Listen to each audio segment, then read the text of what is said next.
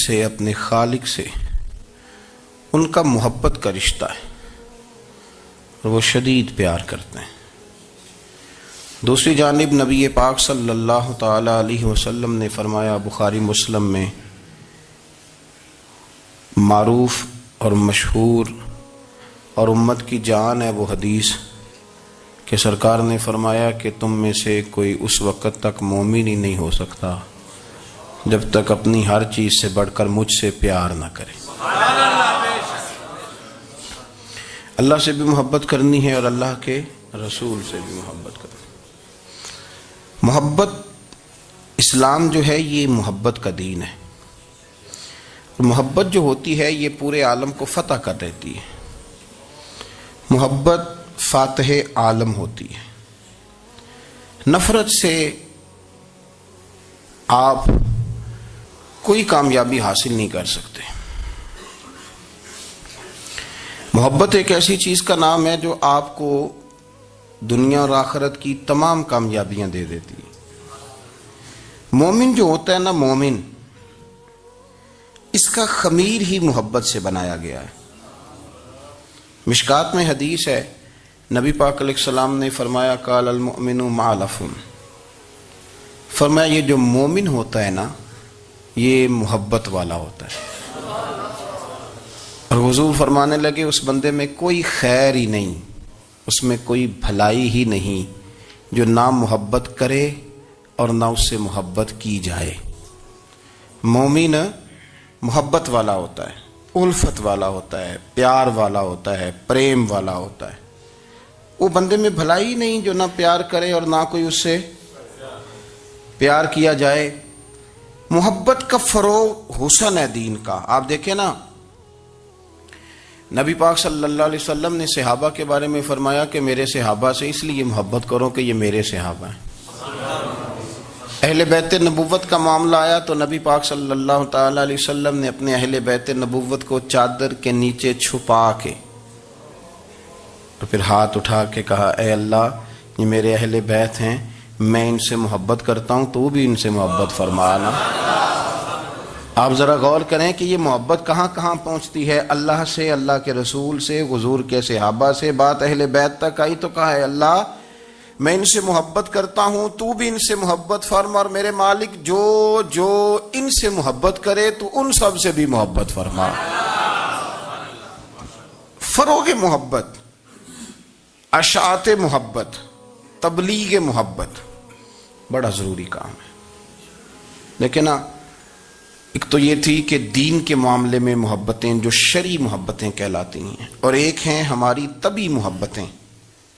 حضور صلی اللہ علیہ وسلم نے ہمیں حکم دیا ہے، فرمایا اپنی بیوی سے بغض نہ رکھنا۔ اس کا معنی یہ ہوا کہ کچھ لوگ ایسے ہیں جو بیوی کا بغض بھی پال لیتے ہیں۔ مقابلہ ہو رہا ہوتا ہے میاں بیوی کا، بحث ہو رہی ہوتی ہے، ایک دوسرے کے خلاف دلائل جمع ہو رہے ہوتے ہیں، ایک جنگ مچی ہوتی ہے۔ فرمایا اس سے بغض نہ رکھنا۔ کوئی عادت نہ پسند ہو تو وہ عادت دیکھ لینا جو تمہیں پسند ہے، عداوت نہ پیدا کرنا۔ ہاں دین اظہار بیزاری کا حکم دیتا ہے، پر ان کے ساتھ جو رب رسول کے دشمن ہیں۔ باقی فروغ محبت میں اپنا کردار ادا کرو۔ دیکھیں نا، حضور صلی اللہ علیہ وسلم نے فرمایا جس نے محبت کے ساتھ ماں باپ کا چہرہ دیکھا، اللہ اسے کامل حج کا ثواب عطا کرے گا۔ لیکن حدیث میں جو حضور نے شرط لگائی، اس شرط کا خیال رکھنا ہے۔ کس طرح چہرہ دیکھنا ہے؟ فرمایا ماں باپ کا چہرہ دیکھو کس طرح۔ اچھا، یہ حدیث بتاتی ہے کہ کچھ لوگ ایسے ہیں جو چہرہ دیکھتے ہیں پر محبت سے نہیں دیکھتے۔ ابا جی کی کچھ باتیں کڑوی بھی لگتی ہیں نا، تو کئی دفعہ کچھ بچے چہرہ دیکھتے ہیں پر محبت سے نہیں دیکھتے، تو حضور نے فرمایا تو محبت سے چہرہ دیکھ، تیرے رسول کا وعدہ ہے رب مقبول حج کا ثواب دے گا۔ صحابی عرض کرنے لگے، یا رسول اللہ صلی اللہ علیہ وسلم اگر میں 2 دفعہ دیکھوں؟ تو حضور نے فرمایا 2 حج کا ثواب۔ اس نے کہا حضور میں دن میں 3 دفعہ دیکھوں؟ تو فرمایا 3 حج کا ثواب۔ اس نے چوتھی بار کی بات کی تو حضرت ابو ہریرہ فرماتے ہیں حضور نے فرمایا تو جو پوچھتا رہے گا اور میں بتاتا رہوں گا تو بات ختم نہ کریں۔ حضور حکم کریں، فرمایا تو 100 دفعہ دیکھ، اللہ 100 حج کا ثواب عطا کرے۔ بات کو ختم کرتے ہیں۔ تو جتنی دفعہ دیکھ اللہ تجھے اتنے حج کا، شرط یہ ہے کہ ذرا پیار سے دیکھ۔ ذرا محبت سے دیکھ. نفسیات کا ڈاکٹر بوڑھوں کو نیند کی دوائی کیوں دیتا ہے؟ وہ اس لیے دیتا ہے کہ ان کے بچے انہیں وقت نہیں دیتے. بچے کو بہلایا جا سکتا ہے، بوڑھے کو بہلایا نہیں جا سکتا. اس لیے کہ جو بوڑھا ہوتا ہے نا، اس کے پیچھے پوری ایک داستان زندگی ہوتی ہے، تاریخ ہوتی ہے. وہ کبھی کسی چیز کا مالک رہا ہے، سربراہ رہا ہے. اولڈ ہاؤس پاکستان میں تیزی سے اس لیے بن رہے ہیں کہ بچوں کی جو خاص الفت تھی نا ماں باپ سے، وہ رہی نہیں. ورنہ اگر ایک والد 6 بچوں کا خیال رکھ سکتا تھا تو 6 بچے مل کے ایک باپ کو بھی تو سنبھال سکتے تھے نا، ماں کا بھی خیال کر سکتے تھے نا. محبت کا فروغ جب ہو، آپ ماں باپ کو ٹائم دیں، ان کے پاس بیٹھیں، ان کے ساتھ تھوڑا وقت بتائیں، سارے معاملات ٹھیک ہو جائیں گے. ہمارے معاشرے میں نا تیزی سے نفرت کا فروغ ہوا ہے، نفرت کا فروغ. پتہ ہے اسلام نے غیبت سے کیوں منع کیا ہے؟ غیبت کا معنی یہ نہیں ہے کہ کسی بندے میں کوئی عیب نہیں پایا جاتا تھا تو آپ نے وہ بیان کر دیا. یہ غیبت نہیں، یہ تو بہتان ہے. کسی میں کوئی عیب نہ پایا جائے تو وہ بیان کرنا وہ غیبت نہیں، وہ تو بہتان ہے. غیبت کی تفصیل یہ ہے، تشریح یہ ہے، غیبت کی تعریف یہ ہے کہ کسی میں کوئی عیب پایا جاتا تھا، آپ نے وہ اس کی غیر موجودگی میں ڈسکس کیا تو اس کا نام غیبت ہے. وہ عیب تھا، آپ سچ ہی بول رہے تھے، آپ ٹھیک کہہ رہے تھے، عیب واقعی تھا، پر اسلام اس کو پسند نہیں کرتا. اسلام کہتا ہے کہ اگر تو سمجھتا تھا یہ عیب ہے تو جا کے اس کی تبلیغ کر، اس کو بتا، اس کو کہہ میاں یہ غلطی چھوڑ دے، تو نے ڈسکس کیوں کیا؟ آپ کسی شخص کے پاس بیٹھیں اور کسی دوسرے آدمی کی تعریف کریں، آپ کہیں کہ بڑا اچھا ہے، بڑا بامروت ہے، مہمان نواز ہے، با اخلاق ہے، وعدے کو وفا کرنے والا ہے، دیانتدار ہے، سچ بولتا ہے، آپ تعریفیں کریں. آپ کسی کے سامنے تعریف کریں گے نا تو بندہ کہے گا یار کسی دن ملاقات تو کرا. اور جب وہ ملے گا تو اس کی آنکھوں کے اندر ایک خاص کشش ہوگی، پیار ہوگا، ملنے کو جی چاہے گا، ایک خاص راحت ہوگی. یہ کب ہوگا؟ جب آپ نے کسی کی تعریف کر دی. لیکن اگر آپ کسی کی غیبت کریں گے، کسی کے بارے میں کہیں گے بڑا غلط ہے جی، لوٹ لیتا ہے جی، چور ہے جی، فاسق ہے جی، تو بندہ اگر کبھی مل بھی گیا تو اس سے سلام لینے کو دل. ہم نے پتہ کیا کیا ہے؟ تیزی کے ساتھ فروغ پایا ہے ہمارے ہاں نفرت کا ماحول، تیزی کے ساتھ فروغ پایا. ہم نے نا تیزی سے، آپ کھول لیں کوئی یوٹیوب کھول لیں، کوئی ایسا چینل کھول لیں، بس لڑائی ہے، فلانا فلانے سے لڑ رہا ہے، فلانا. مذہبی لوگوں کی میں منت کرتا ہوں کہ خدا را دین کو اس طرح کا ماحول تو نہ آپ دیں کہ لوگ کہیں کہ ان میں کوئی شے ہے ہی نہیں، فلانا فلانے کا جواب دے رہا ہے، فلانا فلانے کا، اور بازاری زبان استعمال کی جا رہی ہے. اور ٹھیک ہے مسلمات جو طے تھے لوگوں نے تو ان کو بھی چھیڑنا شروع کر دیا، اور تضحیق کی جاتی ہے، لفظ اس طرح کے اختیار کیے جاتے ہیں جو ویسے ہی وزادار آدمی بولنا پسند نہیں کرتے. کیا آپ اپنی شکل دکھا رہے ہیں کفر کو کہ یہاں نفرت ہی نفرت ہے، اور وہ باتیں جن کو بالکل چھیڑنا نہیں چاہیے تھا ان پر بھی آپ کلام کرتے ہیں. آپ نے کوئی چیز نہیں چھوڑی، اس پر آپ نے بحث نہ کی ہو، الجھایا نہ ہو، میلہ لگا دیا، اللہ جانے کوئی کیا بول رہا ہے. دعوت دین کون دے گا؟ پیغام حق کون سنائے گا؟ فلانا فلانے کا جواب دے رہا ہے، اور پھر وہ دوسرے کا جواب دے رہا ہے، تیسرا تیسرے پہ تبصرہ کر رہا ہے، چوتھا پانچویں پہ تبصرہ کر رہا ہے. یہ کب تک بات ایسے چلے؟ یہی حال سیاسی لوگوں کا ہے. میرے ملک کا جو نوجوان اب بڑا ہو رہا ہے نا، میں بڑی ذمہ داری سے بتا رہا ہوں، وہ جیسے ہی بڑا ہوتا ہے تو وہ سمجھتا ہے میں ڈاکوؤں کے ملک میں پیدا ہوا ہوں، وہ سمجھتا ہے یہ شاید چوروں کی دھرتی ہے، وہ سمجھتا ہے شاید یہاں سب دھوکے باز ہیں. ہم اس طرح سے نچوڑ کے لوگوں کے دلوں میں نفرت بھری ہے، نچوڑ کے کہ لوگ سمجھنے لگے ہیں اس ملک میں تو کوئی بندہ دیانتدار ہے ہی نہیں، کوئی بندہ اچھا ہے ہی نہیں، کوئی بندہ نیک ہے ہی نہیں. مذاق اڑاتے. ایک صاحب میرے پاس آئے ہوئے تھے، کہنے لگے پیر صاحب 11 سال ہو گئے پولیس کی نوکری کرتا ہوں، 1 روپیہ رشوت نہیں لی. وہ چلا گیا، میں نے اسے تھپکی دی تو وہ نکلا ہے، تو ایک بندہ کہنے لگا سب انہیں جو ہوتے نہیں نہ سکتا. میں نے کہا یار تو منشی ہے اللہ کی رحمت کا، یہ میرے رسول اللہ کا دین ہے اور قیامت تک لوگ اس پر عمل کریں گے. اس نے 11 سال کہا، وہ 40 سال بھی کہتا تو میں ماننے کو تیار ہوں. آپ کیوں کچھی باتیں کرتے ہیں؟ آپ نے تو تباہی کر دی، کوئی بندہ ٹھیک نہیں بچا، ایسے میلہ لگا ہوا ہے، اس دھرتی کو آپ برا کہتے ہیں، اس کو چوروں کی اور ڈکیت کی اور فرار لوگوں کی آپ دھرتی کہتے ہیں؟ یہ وہ دھرتی ہے جس نے داتا گنج بخش علی حجویری جیسے لوگ رکھے ہوئے ہیں، یہ وہ دھرتی ہے جہاں بابا فرید جیسے لوگ بستے ہیں۔ کیا بات کرتے ہیں صاحب؟ یہ اتنے بزرگ ترین لوگ یہاں بستے ہیں اور آپ کیا بات کرتے ہیں؟ اور دیکھیں، میں بالکل ہی غیر سیاسی اور غیر جانبدار رہتا ہوں ملکی معاملات میں، لیکن جس شخص نے پاکستان کو ایٹمی قوت بنانے کے لیے، اب تو بڑی عمارت ہو گئی ہے، غربت میں جس بندے نے کام شروع کیا تھا کہ ایٹمی طاقت بن جائے، اس نے کوئی کام کیا کہ نہیں کیا؟ آپ کو پاورفل بنایا کہ نہیں بنایا؟ کبھی تبصرہ ہوتا ہے اس پر بھی؟ ہمیں لاکھ اختلاف صحیح، ہم بھی بات کرتے ہیں مخالفت میں، لیکن تباہی نہیں اتار دی ہم نے، توہین کر کر کے، نفرت پھیلا پھیلا کے۔ اس سے پہلے جو حکومت گئی شاید اس کا سب سے بڑا مخالف میں ہوں، لیکن ایسا نہیں ہے کہ انہوں نے کوئی کام بھی ایسا نہیں جو اچھا نہ کیا ہو، ایسا نہیں ہے۔ میں ملک بھر میں سفر کرتا رہتا ہوں، میں دیکھتا ہوں بہت ساری جگہیں ایسی ہیں، بہت سارے دیہات ایسے ہیں جس میں بڑے بڑے شاندار روڈ بنائے گئے، کام کیا گیا، ان کی 99 خامیاں اپنی جگہ پر، خوبی کا بھی تو ذکر کریں۔ یہی حال اس گورنمنٹ کا ہو رہا ہے، لاٹھ لے کے لوگ ہیں، یہ بھی گندا وہ بھی گندا۔ آپ کس طرح کی بات کر رہے ہیں؟ آپ نے تو ملک کو یہ نام دے دیا ہے کہ یہاں کوئی اچھا انسان بستا ہی نہیں، مولوی ہیں تو سارے برے ہیں، پیر ہیں تو سارے برے ہیں۔ کیا بات کرتے ہیں صاحب؟ یہ میرے رسول اللہ کی قوم ہے، یہ نبی پاک کی امت ہے، اور حضور نے فرمایا میری امت کبھی گمراہی پر جمع نہیں ہوگی۔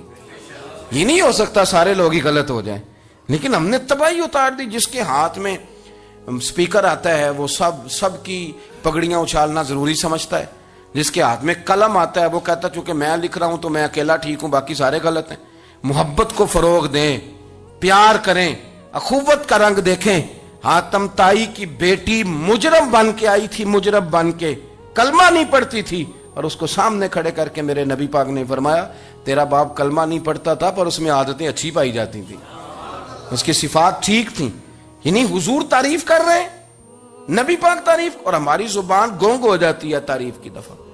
ہم تو جو میری بات مان گیا وہ بندہ ٹھیک ہے، اور جس نے میری بات نہیں مانی وہ بندہ درست ہے، یہ گونگ ہو جاتا ہے ہمارا مزاج۔ اپنی زندگی میں اچھے الفاظ ادا کریں، اولیاء اللہ کے بارے میں، ان لوگوں کے بارے میں جو مسلمہ بزرگ ہیں، ہمارے امت کے مسلمہ بزرگ ہیں، ان کے بارے میں ہم ایسی کمزور باتیں کرتے ہیں جن کا سرے سے کوئی وجود نہیں، سرے سے کوئی داستان نہیں ان لوگوں کی۔ تو یاد رکھیں میرے عزیز، میرے رسول کریم صلی اللہ تعالی علیہ وآلہ وسلم نے جو ہمیں دین دیا وہ محبت والا دین ہے، وہ پیار والا دین ہے، وہ اخوت والا دین ہے۔ اس میں پیار کریں گے، پیار آگے لے کے جائیں گے، پیار کو فروغ دیں گے۔ سنیں حدیث میرے نبی پاک علیہ السلام نے فرمایا قیامت کے دن رب کریم فرمائے گا کہاں ہیں وہ لوگ؟ منادی اعلان کرے گا میدان محشر میں، کوئی آدمی اعلان کر وہ کہاں ہیں لوگ؟ اور تو کس کو ڈھونڈ رہا ہے؟ فرمایا مجھے رب نے بھیجا ہے کہ وہ بندے ڈھونڈ کے لاؤ جو دنیا میں میری رضا کے لیے ایک دوسرے سے محبت کیا کرتے ہیں۔ وہ بندے ڈھونڈ کے لاؤ، بندے ڈھونڈے جائیں گے۔ یا رسول اللہ رب ان کا کیا کرے گا؟ تو نبی کریم صلی اللہ علیہ وسلم فرمانے لگے رب فرمائے گا تم دنیا میں میری رضا کے لیے ایک دوسرے سے پیار کرتے تھے، آج میرے عرش کے سائے کے علاوہ سایہ کوئی نہیں، آج میں تمہیں اپنے عرش کے سائے میں جگہ عطا کروں گا۔ میری رضا کے لیے پیار کیا تم نے، میری رضا کے لیے محبت۔ خدا را تھوڑا تھوڑا لوگوں سے پیار شروع کریں۔ آپ یقین کریں وہ پولیس والے سے آپ کہیں نا کہ تو اپنا رویہ ٹھیک کر، تو کہتے تو انہیں پتہ نہیں بندے کس طرح دا ساڑھنا سلوک کرتے ہیں۔ وہ بھی مطمئن ہے، وہ کہتا ہے اگر میں گالی گلوچ کر رہا ہوں تو میں ٹھیک کر رہا ہوں۔ وہ کہتا ہے یہ لوگ لائے کیس ہیں۔ آپ دیکھ لیں، آپ سمجھ لیں چیزوں کو۔ میں نے ڈاکٹر صاحب سے کہا کہ تھوڑی سی آپ لوگوں سے شفقت کریں، غریب لوگ آتے ہیں تو کہتے ہیں مفت دوائی دیں تو یہ بیچ دیتے ہیں جا کے۔ ہر شخص نے ایک دوسرے کے خلاف کہانی بنا لی، نفرت کے لیے کوئی نہ کوئی پلان کر لیا، ہمیں باتیں مل گئیں، ہم نے داستان سرائی کر لی، ہم نے اپنے ذہن کو اکٹھا کر لیا۔ مجھے بتلاؤ نا یار، اگر رسول کریم صلی اللہ علیہ وسلم اور باقی انبیاء بھی قوموں کے بارے میں یہ سوچتے کہ یہ بڑے ظالم ہیں، یہ بڑے چور ہیں، یہ بڑے ڈکیت ہیں، یہ بڑے غاصب ہیں، یہ کافر ہیں، منافق ہیں، تو بھلا ہو سکتا تھا، لوگوں کا فائدہ ہو سکتا تھا۔ وہ لوگ بڑے بڑے سخت گیر تھے، پر محبوب نے فرمایا وہ جو کریں گے وہ ان کا انداز ہے، اور ہم جو کریں گے وہ ہمارے رب نے ہمارے ذمے لگا کے بھیجا ہے۔ اپنی زندگی میں تلاش کریں اور پیار کریں اور اچھے لفظوں سے لوگوں کو یاد کریں اور خوبصورت لہجہ اختیار کریں اور ٹھنڈی اور اچھی باتیں کرنے کی کوشش کریں، اللہ کی رضا کے لیے، اللہ کی رضا کے لیے، اللہ کے بندوں سے پیار۔ یارو دیکھو، عورت ہو طوائف، زندگی ساری بیت جائے گناہوں میں، لیکن میرے نبی پاک فرماتے ہیں وہ رب کی رضا کے لیے کتے سے بھی پیار کر لے تو رب اسے جنت عطا کر دیتا ہے۔ تو کتے کو پانی پلا گئی نا اللہ کی رضا کے لیے، اسے کوئی فائدہ تو نہیں تھا نا، وہ اللہ کی رضا کے لیے پلا گئی، تو رب کریم نے اس کے سارے گناہوں کو، کسی سے پیار تو کریں، خدا را کسی سے پیار تو کریں۔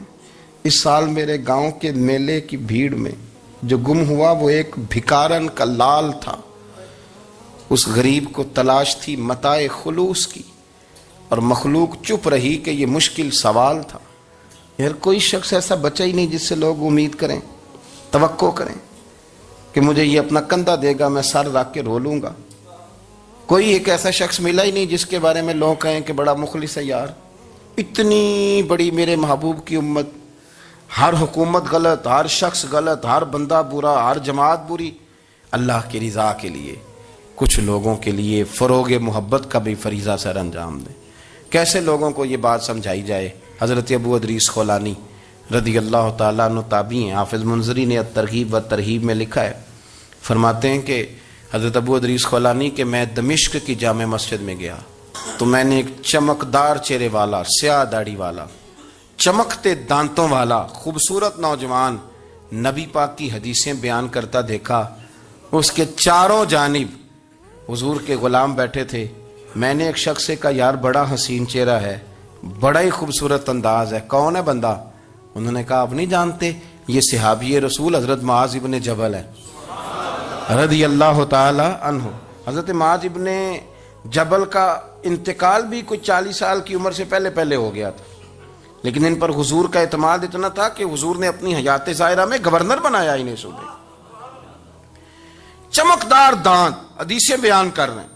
حضرت ابو ادریس خولانی رضی اللہ تعالیٰ عنہ کہتے ہیں رش بڑا تھا، میرے دل میں خواہش ہوئی کہ آج تو لوگ زیادہ ہیں، کل آؤں گا ملاقات کروں گا۔ کہتے ہیں اگلے دن میں اپنی طرف سے سب سے پہلے گیا، پر حضرت معاذ ابن جبل تو مجھ سے پہلے مسجد میں موجود تھے اور وہ نفل پڑھ رہے تھے، اللہ اللہ کر رہے تھے۔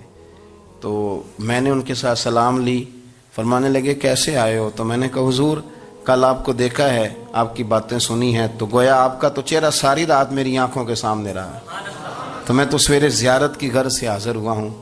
اللہ کی رضا کے لیے مجھے آپ اچھے لگیں، اللہ کی رضا کے لیے۔ کوئی بندہ ایسا بھی تو ہو نا، کوئی غریب، کوئی مسکین، کوئی عالم، کوئی صوفی، کوئی درویش، کوئی ذاتی تعلق نہ ہو، تعلق کیا ہو؟ اللہ کی رضا۔ آپ مجھے اچھے لگیں۔ حضرت سیدنا معاذ ابن جبل فرمانے لگے واقعی ایسا ہی ہے؟ عرض کی حضور بالکل ایسا ہی ہے۔ تو فرماتے میں نے چادر لی ہوئی تھی، حضرت معاذ ابن جبل نے میری چادر کو پکڑ کے کھینچا، فرمایا پکی بات کر یار۔ میں نے کہا حضور پکی کر رہا ہوں۔ تو فرمانے لگے سن، پھر میں نے نبی کریم سے سنا ہے، رسول کریم علیہ السلام نے فرمایا جو دو بندے رب کی رضا کے لیے پیار کرتے آپس میں، اللہ ان دونوں سے محبت فرماتا ہے۔ سن پھر اس کو یاد رکھنا، اللہ ان دونوں سے محبت کرتا ہے۔ حضرت ابو ادریس خولانی سے کوئی پوچھتا تھا نا کہ دنیا میں جانا ہے تو سرمایہ کیا ہے، تو فرماتے تھے یہ جو میں نے چادر لی ہوئی ہے نا، اس چادر کے اندر میرا وجود ہے، اور وجود کے اندر میرا دل ہے، اور دل کے اندر میں نے حضرت معاذ ابن جبل کو رکھا ہوا ہے، میں نے وہاں ان کا ٹھکانہ بنایا ہوا ہے، وہاں ان کا ٹھکانہ ہے۔ یہ دوڑی نکتہ چی ہے، کہیں چھپ کے بیٹھ جا، اور جس دل میں تو مکی ہے وہیں چھپ کے بیٹھ جا۔ اقبال کہتے ہیں جس دل میں تو مکی ہے وہیں چھپ کے بیٹھ جا۔ دوستو، رسول اللہ صلی اللہ علیہ وسلم کے غلاموں نے مالک کی رضا کے لیے لوگوں سے پیار، فروغ محبت میں کردار ادا کیا، اور بہترین کردار۔ آپ اپنی زندگی میں کچھ چیزیں ایسی بنائیں جن میں فقط اللہ کی رضا کے لیے محبت، خالق کی رضا کے لیے پیار، خالق کی رضا۔ آپ یقین کریں اگر تھوڑا تھوڑا کر کے ہم اس محبت کو فروغ دیں نا اپنے دلوں میں، تو بہت سارے بادل چھٹیں گے، ہم نے نا وہ تیزی سے دولت کو، لالچ کو، میں اکثر کہتا ہوں کہ میاں بیوی کا جو رشتہ ہوتا ہے نا، اس کو اللہ پاک نے نا قرآن پاک میں اپنی نشانیوں میں سے ایک نشانی قرار دیا ہے۔ ان دونوں کی وجہ سے گھر چلنا ہے، بچوں کی پرورش ہونی ہے، نظام زندگی۔ آپ گھر سکون کے لیے جاتے ہیں، اطمینان کے لیے۔ آپ اپنے گھر کے اندر جیسے بھی ہوں، آپ کہتے ہیں یہاں مجھے کوئی پریشانی، یہ میرا اپنا بیڈ ہے، اپنا بستر ہے۔ لیکن اگر اسی رشتے میں جب آپ بیج بوئیں تو سب سے پہلے دولت کا بوئیں۔ اگر لڑکے والے یہ لالچ کرتے ہیں نا لڑکی کیا لے کے آئے گی، تو لڑکی والوں کا بھی لالچ ہوتا ہے کہ لڑکا کماتا کیا ہے۔ ان کو بھی پتا ہوتا ہے کہ کتنے پیسے لاتا ہے، کیا کمائی ہے، کتنا کچھ جھاڑو پھیر لیتا ہے۔ آپ نے جب بنیاد یہ رکھی، مجھے دیانتداری سے بتانا کہ پورا نیک ہو، پورا شریف ہو، پورا پرہیزگار ہو، لیکن دولت صحیح نہ کماتا ہو تو رشتہ آسانی سے ہو جاتا ہے۔ وہ بس سارا کچھ ٹھیک ہے، صرف کمائی تھوڑی سی کم ہے، وہ مشکل سے گزارا ہوگا۔ وہ کہتے ہیں نہیں جی نہیں، بھوکے تو نہیں نہ مرنا۔ کیوں؟ ہم نے اس کے اندر جب دولت کو شامل کر لیا، آ گئی دولت، تب جس رشتے کی بنیاد ہی دولت پہ ہوگی، وہاں آپ وفا تلاش کریں گے، وہاں آپ خلوص تلاش کریں گے، وہاں ہم للہیت تلاش کریں گے۔ اللہ کرے ہو جائے، لیکن وہ ہمارے مائنڈ سیٹ میں یہ بات ہوتی ہے کہ یہ جو معاملہ ہے یہ گڑبڑ ہے۔ اگر رضا الہی مقصود ہو، اگر اللہ کی رضا مقصود ہو، حضرت فاطمہ بنت قیس ایک صحابیہ تھیں، انہیں طلاق ہو گئی، ان کے لیے دو رشتے آئے، ایک حضرت عبد الرحمن ابن عوف کا مالدار ترین آدمی تھے، اور ایک حضور کے غلام تھے، وہ بڑے غریب تھے، مسکین تھے۔ ان کے والدین کی خواہش تھی کہ عبد الرحمن ابن عوف سے شادی ہو جائے، وہ بھی تو بڑے نیک ہیں، پارسا ہیں، عشرہ مبشرہ ہیں۔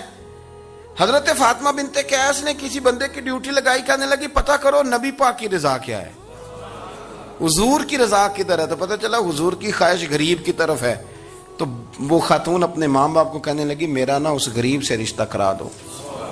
انہوں نے کہا پتر، بیٹیوں کے بارے میں ماں باپ بڑے احساس ہوتے ہیں، ہم چاہتے ہیں کہ عبد الرحمن ابن عوف مالدار ہے تو وہ بھی تو نیک ہے نا، حضور نے دنیا میں جنت کی بشارت دی، اور ان کا بڑا اعزاز ہے، حضور نے ان کے پیچھے نماز پڑھی، بڑا مرتبہ بڑا مقام والا صحابی ہے، وہ تو غریب آدمی ہے، اور پھر حضور نے حکم تو نہیں نہ دیا، خواہش کا اظہار کیا ہے۔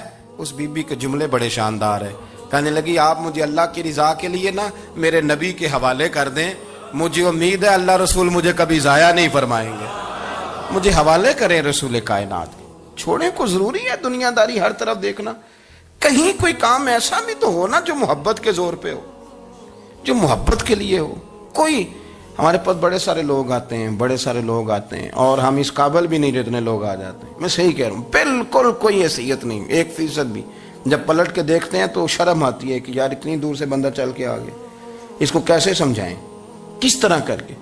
تو ایک آدھ دن پہلے ایک بزرگ آ گئے، اور وہ اچھے صاف ستھرا ان کا مزاج تھا، بڑے شاندار، تو میں زیارت کے لیے ہوں، تو میں نے کہا زیارت شیارت والا تو کھاتا کوئی نہیں، چلو آپ آ گئے ہیں تو کوئی حکم کریں۔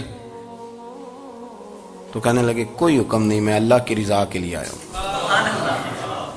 یہ کوئی تقریر نہیں تھی، کوئی خطبہ نہیں تھا، نہ ان کے سامنے سپیکر تھا، نہ وہ شور کر رہے تھے، نہ وہ نعرے لگوا رہے تھے، نہ وہ ہاتھوں پہ ہاتھ مار رہے تھے۔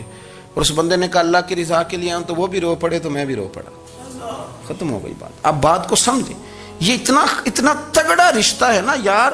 کسی رشتے کے بیچ برادری ہوتی ہے، کسی رشتے کے بیچ خاندان ہوتا ہے، کسی رشتے کے بیچ قبیلہ ہوتا ہے، کسی رشتے کے بیچ رنگ نسل ہوتی، وہ کتنا تگڑا رشتہ ہے کہ دو بندوں کا رشتہ ہو، ایک بیچ میں خدا ہو، دوسرے محمد مصطفیٰ ہو، آپ کتنا اسے مضبوط رشتہ سمجھیں گے جس کے بیچ اللہ رسول ہو۔ اتنا تگڑا رشتہ، اتنا مضبوط تعلق، اتنی وسعت اس کے اندر، اللہ کی رضا کے لیے۔ حضرت موسیٰ کلیم اللہ علی نبینا علیہ الصلوۃ والسلام سے رب کریم نے فرمایا، کہا اے موسیٰ میری رضا کے لیے بھی کوئی کام کیا ہے؟ حضرت موسیٰ علیہ السلام نے عرض کی یا اللہ میں نے تبلیغ کی، تو فرمایا وہ تو آپ کی ذمہ داری تھی۔ امام غزالی نے روایت لکھی ہے، اے اللہ میں نے آپ کے تمام احکامات پہ عمل کیا، موسیٰ وہ تو آپ نے کمال کیا، اللہ کے پیغمبر ہیں، تو میری رضا کے لیے تو یا اللہ تیری رضا کے لیے کیا ہے؟ تو رب کریم نے فرمایا کسی بندے سے صرف اس لیے پیار کیا ہے کہ وہ اللہ کا بندہ ہے، فقط اس لیے پیار کیا ہو کہ وہ اللہ کا بندہ ہے فقط اس لیے. میرے عزیز آپ بات کو سمجھیں, زندگی میں فروغ محبت پر کچھ کام کریں, کچھ تھوڑا سا کوشش کریں گرد جھاڑنے کی, کچھ گرد جھاڑنے کی. ہم نے نا ایک سٹیٹس بنا لیا ہے. اب تو مسلمان پہلے فرقوں میں بٹے, قبیلوں میں بٹے, اب شہروں میں بٹ گئے. آپ کبھی گجرانوالا کے لوگوں سے پوچھو نا گجرات تو کہنے ہو گجرات والے تو اللہ بچائے, کہتے ہیں کہ نہیں؟ گجرات کے لوگوں سے پوچھے گجرانوالا تو کہتے ہوتے کھاندے ہی بڑا نے, کس کی بات کر رہے ہیں. تو گجرانوالا والوں سے پوچھیں لاہور والے کہتے توبہ لاہوریا جی. صحیح کون ہے؟ کوئی بھی نہیں. کیوں؟ اس لیے کہ ہم نے ہر شہر کے لیے کہاوت بنا لی ہے. میں صحیح کہہ رہا ہوں, ہر قبیلے کے لیے کوئی نہ کوئی. یہ ہم نے ظلم کیا اپنی جان, یہ ہم نے زیادتی کی. کہانیاں بن گئی, کہاوتیں بن گئی شہروں کے لیے, علاقوں کے لیے, قبیلوں کے لیے. مقصود کیا تھا؟ کسی طریقے سے نفرت پروان چڑھے.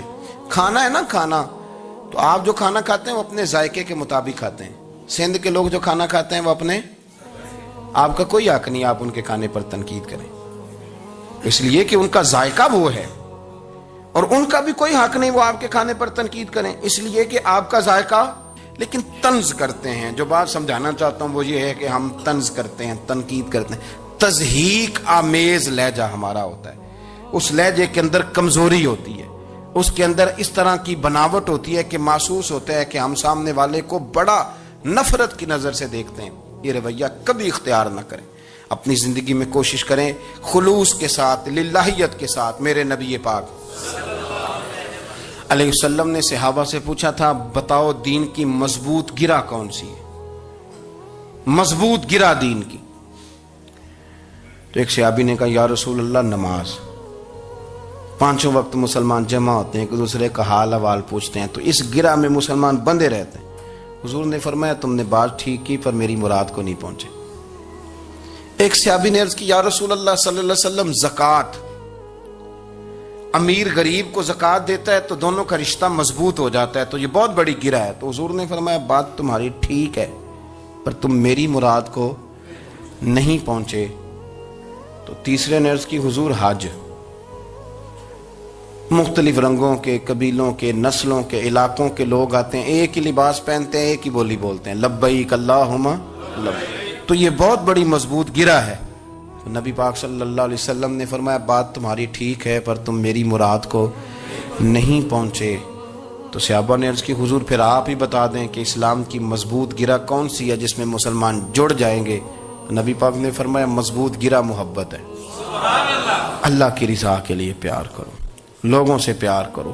کوئی بندہ پھر تمہیں تلخ بھی ملے گا نا, تو تم چونکہ اس کے لیے نہیں کر رہے اللہ کے لیے کر رہے ہو, تو پھر تمہارے لیے سہنا بھی آسان ہو جائے گا, دیکھنا اور پرکھنا بھی آسان ہو جائے گا. رضائے الہی کی خاطر لوگوں کا پیار. بخاری مسلم میں ہے نبی پاک علیہ السلام نے فرمایا ایک شخص اپنی بستی سے چلا لمبے سفر پہ دوسری بستی جانے کے لیے, تو رستے میں فرشتہ ملا انسانی شکل میں. اس نے پوچھا کہاں جا رہے ہو؟ اس نے کہا اپنے بھائی سے ملنے جا رہا ہوں. فرشتہ پوچھنے لگا اس کا کوئی احسان ہے تمہارے اوپر, کوئی لین دین ہے؟ اس نے کہا نہیں. تو کہا پھر کیوں اتنا لمبا سفر کر رہے ہو؟ تو کہنے لگا یار میں اللہ کی رضا کے لیے اس سے پیار کرتا ہوں, اللہ کی رضا کے لیے, تو اس لیے جا رہا ہوں. تو سنیں یہ بخاری مسلم کے لفظ ہیں. حضور فرماتے ہیں وہ فرشتہ کہنے لگا سن پھر میں انسان نہیں میں فرشتہ ہوں, اور مجھے رب کریم نے بھیجا ہے یہ کہنے کے لیے کہ اگر تم دونوں اللہ کی رضا کے لیے ایک دوسرے سے پیار کرتے ہو تو اللہ تم دونوں سے پیار فرماتا ہے. اب یہ محبت فروغ کیسے پائے گی؟ اس کے لیے ایک تو یہ کہ اپنے دل کو تھوڑا سا سمجھائیں. آپ ارادہ کر لیتے ہیں نا, جب ذہن بنا لیتے ہیں کہ میں نے کوئی خدمت کرنی ہے, ذہن بن گیا, تو پھر اس کے لیے 2-3 لاکھ روپے 4 لاکھ روپے لگانے کی ضرورت نہیں ہوتی. پھر بندہ سٹاپ پہ کھڑے ہوئے کسی بابا جی کو پوچھتا ہے کہاں جانا ہے, تو کہتے ہیں میں نے ذرا یہاں قریب ہی جانا ہے, رکشہ تلاش کر رہا ہوں. تو آپ کا ذہن بن گیا نا خدمت کرنے کا. تو موٹر سائیکل بھی بٹھایا تو گھر چھوڑا ہے, واپس آئے تو دل بڑا ٹھنڈا تھا. لیکن آپ یہ بھی کہہ سکتے تھے کہ بابا جی بچے کیا کرتے ہیں سعودی عرب میں, تو یہ 200 روپیہ رکشے کو دیں, گھر چھوڑ آتا ہے, بچے اتنا کماتے کس لیے؟ دونوں باتوں میں فرق ہے. میری بات کی سمجھ آ رہی؟ آپ اللہ کی رضا جب اپنا لیتے ہیں تو پھر کوئی کہانی جنم نہیں لیتی. لیکن جب یہ رنگ نہیں ہوتا پھر کہانیاں ہیں، پھر داستانیں ہیں، پھر بڑی بڑی باتیں، پھر بڑے بڑے لمبے لوگوں کے پاس پلاننگ ہے. اس طرح نہ کریں. پیار تقسیم. اور ایک تو یہ کہ خود اپنے دل میں اچھی سوچیں رکھیں، دوسرا یہ کہ لوگوں کو بھی کہیں. جب آپ کے سامنے لوگ بات کر رہے ہوتے ہیں نا، میرے سامنے ایک صاحب نے کہا کہ وہ ہمارے جو محلے کی مسجد ہے نا، اس کا خزانچی مولوی صاحب کے ساتھ مل کے 40 لاکھ روپیہ کھا گیا. میں نے اسے کہا یار بڑی پکی فگر یاد ہے تجھے، پورے 40 لاکھ ہی کھا گئے اور طے ہے. تو میں نے کہا کوئی اس کی دلیل؟ کہنے لگا جی وہ بڑے پیسے کھائے ہیں، سب کو پتہ ہے. میں نے کہا سب کو پتہ ہونا کام نہیں، اس پر باقاعدہ شرعی گواہ ہونے چاہیے. کہہ دیتے ہیں نا ہم. میں نے اسے کہا کہ چلو چھوڑو ساری باتیں، تم نے کتنے دیے تھے؟ کہنے لگا میں نے تو کوئی نہیں دیا. تو میں نے کہا اگر تو نے کو دیا تو چل میرے ساتھ، میں تیرے تو واپس کراؤں، اور اگر تم نے نہیں دیا تو پھر اللہ سے ڈر. اس لیے کہ بہتان بڑا سخت جرم ہے، صبح قیامت اس کا بڑا سخت حساب دینا پڑے. اللہ سے ڈر. یہی حال ہماری اخباریں کرتے ہیں، جس کے اوپر مرضی جو مرضی ڈال دیا، کون سا کسی نے پوچھنا ہے؟ صحیح کہہ رہا ہوں میں؟ جو مرضی. اور اب سوشل میڈیا جب سے آیا ہے پھر تو کسی خبر کی کسی تصدیق کی کوئی ضرورت، اور نہ پوچھنے والا پوچھتا ہے کہ یہ خبر کہاں سے آئی. بہت سارے لوگوں کے مرنے کی خبریں چھپ جاتی ہیں اور وہ وضاحت کر رہے ہوتے ہیں نہیں جی میں بالکل موجود ہوں، میں بالکل زندہ ہوں، کوئی ایسا مسئلہ نہیں ہے. تو اچھا اس طرح جب کوئی بندہ کر رہا ہو تو پھر آپ کیا کریں؟ پھر اس کو سمجھائیں. میں نے بھی اس دوست سے گزارش کی، میں نے کہا آپ غلط ٹریک پہ چڑھے ہوئے ہیں، یہ طریقہ درست نہیں ہے. اگر آپ کے پاس پروف ثبوت ہے تو پھر بھی مجھے بتانے کی ضرورت نہیں تھی.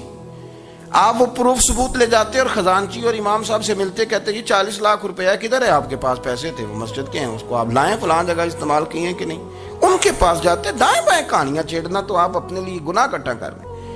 نبی پاک صلی اللہ علیہ وسلم کی حدیث سن لیں اور اس کو ہمیشہ یاد رکھنا ہے. آپ حضور نے فرمایا اگر تو نے کسی شخص کی ایسی جگہ ستا اٹھ کے کوئی نہیں خوش ہوتا،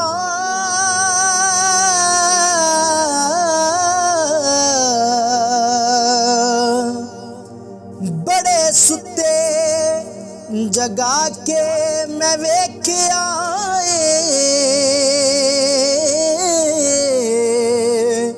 اوے کتے جیا نہیں کوئی وفادار ڈٹھا،